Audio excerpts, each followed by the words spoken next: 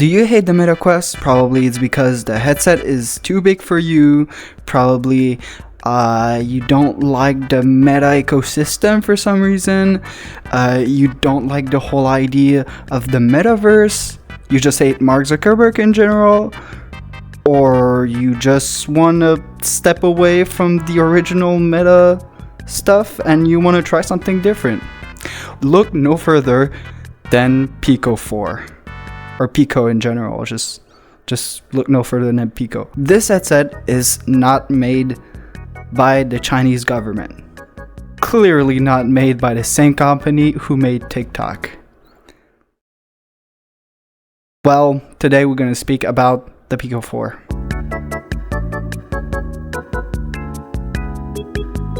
Hi everyone, my name is Luki and I'm going to do my first VR headset review about the Pico 4. I used to do a lot of Beat Saber videos and this video is really different from my usual Beat Saber gameplay content. I'm trying those kinds of videos for the first time and I'm really new to reviewing a VR headset. So feedback will be really appreciated in the comments if you want or if you can't, or just help me please. So as you know by reading the title of this video and looking at the thumbnail, I'm going to be doing the review of the Pico 4. A headset that by trying it, I would honestly describe the experience as not bad, but not great at the same time. Don't get me wrong, it's a really good headset, but it has some major flaws that explains why I'm quitting using it and why I would rather use a MetaQuest instead. So without further ado, let's speak about the specs of this headset, because these specs beat the Quest 2 in almost every way, and this is probably the only thing that makes the Pico 4 better than the MetaQuest 2. So I will compare the Pico 4 with the MetaQuest 2 because these headsets are competitors, and yes, I could have compared with the MetaQuest 3, but the MetaQuest 3 is really the newest release and the Pico 4 was meant to be against the MetaQuest 2. So both of them have a Snapdragon XR2 chip inside of it.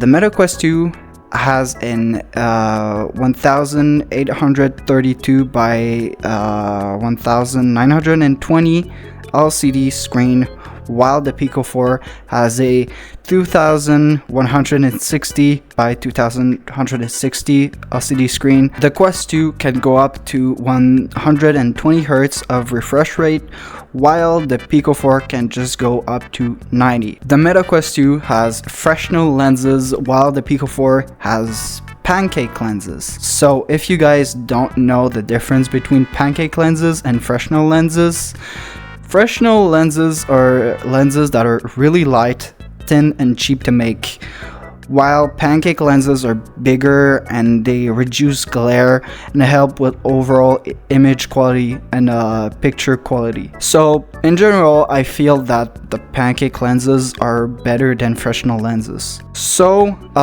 if we look at the general description that I gave for the two headsets, the Pico 4 gets the win because the resolution is probably higher. And yes, probably the refresh rate is lower, but honestly for me, I don't mind using a lower refresh rate for a higher image quality. So let's talk about the comfort, and this is where the Pico 4 kind of starts to fall behind the Quest 2. You're surprised.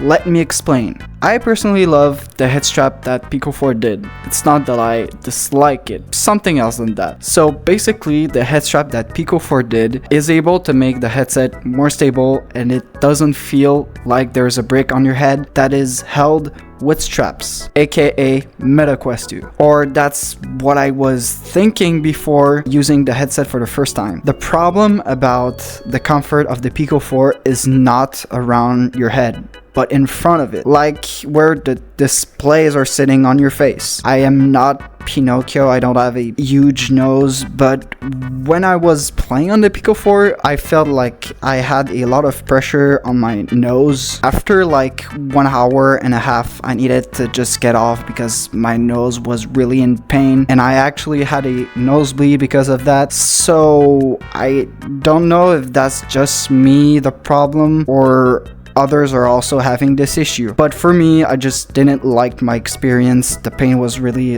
unsupportable. So if you want to have the Pico 4, this is something you gotta watch out when you play for the first time on this headset. Probably not gonna be the same case as you, but for me, I had this issue and I just had to stop using it. And finally, the main reason why I'm not going to use the Pico 4 again is the overall experience. I just want to start by saying that if it would have been only comfort, I would have found a solution to this nose problem I've had, and maybe I would have found a little cushion to put on my nose, and I would have been able to use the headset fine. But now the overall experience that I've dealt with made this headset worthless to keep.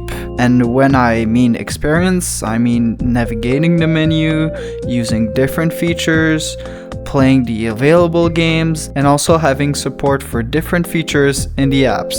I'll explain later what I mean by that. When I initially bought the headset, it was described that it would have hand tracking, which yes, it has hand tracking. It's not that it doesn't have hand tracking, but the issue is that I went one day on a vacation somewhere and I wanted to bring my VR headset to be able to play VR chat. And because VR chat supports hand tracking on the Meta Quest, why not the Pico 4 too? Turns out it does not support hand tracking at all, so I can't use VR apps during the whole trip. Pretty bad, I would say. Same thing for Immersed, which is a VR app that allows you to use your computer in VR. Really cool. I can though use the full color pass-through on the Pico 4 and it works like a charm, but again, no hand tracking. I don't know who's at fault here. Pico probably didn't give out the necessary tools to add hand tracking, or probably the devs are just not focusing on Pico 4 to add support, because this headset is probably not as important as Meta. But this was a big yikes for me, and I'm just pretty big fan of hand tracking. Also, navigating the menu of the Pico 4 wasn't bad. Everything was clear and the apps and the settings were easy to find for me. I'll be honest, the Pico UI is not as powerful and productive as the Meta Quest UI. With Meta Quest, you can have a lot of apps open at the same time, connect your phone, see your messages, all those little add-ons that boost productivity is just nicer for me, and I just like it way more. And now, let's just talk a little bit about the games. Yes, literally the content available, because it's something that we need to talk about. Now, I don't know if you remember when Meta went on a rampage and bought tons of VR game studios. Well, it was for this. It was partially for this reason. Now that Meta owns Beat Saber, Gorilla Tag, Bone Lab, and a bunch of other games, it means that you cannot play these games on all the Pico headset and headsets from other companies other than Meta. So when my friend asked me if I want to play Gorilla Tag, I'm not a Gorilla Tag kid, by the way. I just had to say no, and instead I have this knockoff game called Cat Tag, which copies all the mechanics of Gorilla Tag. Some of the games that are on the Pico store feels like some knockoff of the VR games that are on the Meta Quest store. Yes, there's probably some popular games out there that are on the Pico store, like Arizona Sunshine, Demio, VR Chat, or Rec Room, but the fact that you can't play some VR games with your friends is just really bad. You feel like you're just away from the main community.